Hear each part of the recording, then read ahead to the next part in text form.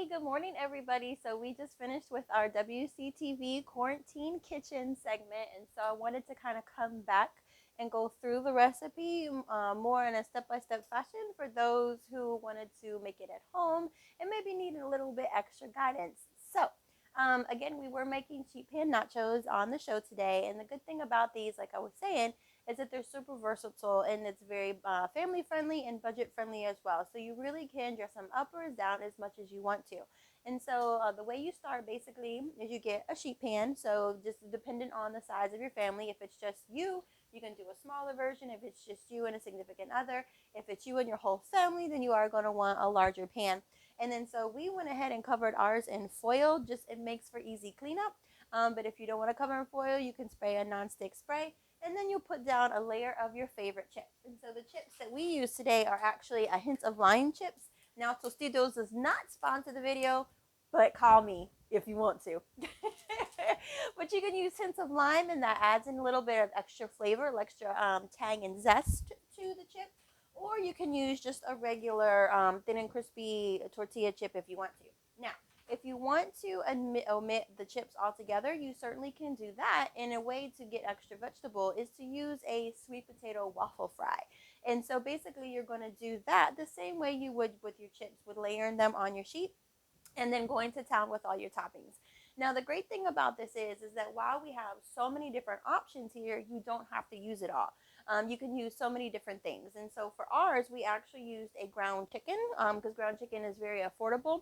And then so you're going to want to go ahead and brown all that up first before you put it onto your nachos. And so we actually seasoned our meat with a combination of onion powder, garlic powder, paprika, and then I also used a mild taco seasoning. Now, we have kids in the house, and so obviously we don't want things too incredibly spicy. And so ours was just mild. But if you want to kick up the heat, you definitely can add, your favorite Cajun seasoning or some cayenne pepper to really add that extra additional spice to it.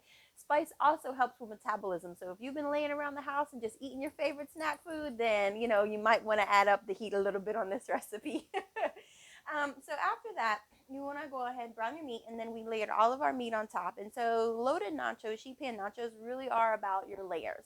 And so we put all of our meat down, scattered equally throughout the entirety of the sheet. And then we added black beans. And so I actually used a canned black bean. And so if you're going to use a canned, anything canned, just drain it, rinse it, and then put it onto your nachos. And so we use black beans. And then this is where you can kind of divert a little bit and choose which path you want to go. You can either load all of the rest of your vegetables on top and then put on the cheese, or you can wait till your dish actually comes out of the oven and then put some of your additional vegetables on top. It really just depends on how much crunch you want to your recipe.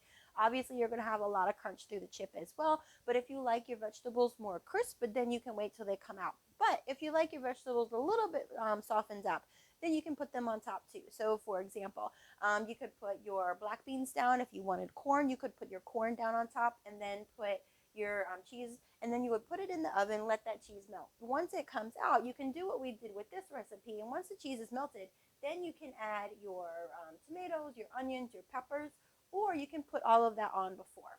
And then so what you could also do, just load all of your tomatoes, and then again, you're just going to want to put it throughout the entirety of the actual nacho. And the great thing about using a combination of vegetables is not only the health factor as far as getting all those vitamins and minerals, but also as far as the vibrancy of the actual dish itself. And then so nutritionists will tell you the more colorful and vibrant your dish is, then obviously the better it is for you, because that means you're getting a combination of different vegetables, which gives you and ups your vitamins, your minerals, your antioxidants, and everything that you're getting through there. And then so those are our red onions, and then these are green peppers that we're putting on. And again, depending on the taste buds of your family, you can definitely omit certain things.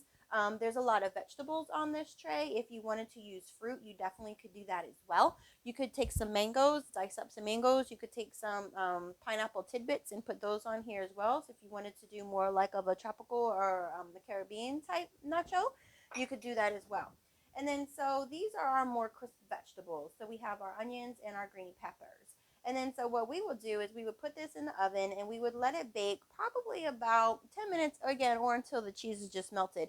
And then once it comes out of the oven, then you get to get creative with additional toppings. And so these are jalapeno peppers. So again, if you want an added spice, you could also top it with sliced avocado. These are great for your healthy fats.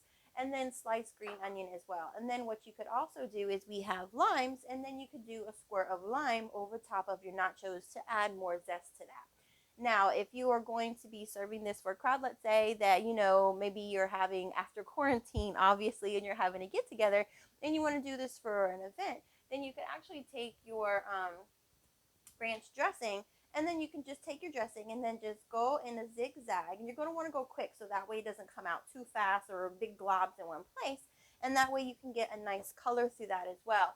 And then what you could also do is take either your favorite taco sauce, this is a Tabasco sauce, or a sriracha sauce, and then what you could do too is squirt that over, and it adds just so much color. So Alex, can you get a close-up picture of that? So it adds so much color to the dish, and so there's so much flavor, there's so much health factor as far as all the vegetables that you use, and if you use fruits too. So again, this is a really great recipe if it's just yourself, it's a Friday night, Saturday night, you're doing a Netflix and chill type situation, or again, if you're doing any sort of lunch for your family, then you can do that as well. So it's super family friendly, it's budget friendly. Again, you can do as much or little as you want. So just make sure that you're staying safe out there, and I hope you enjoy.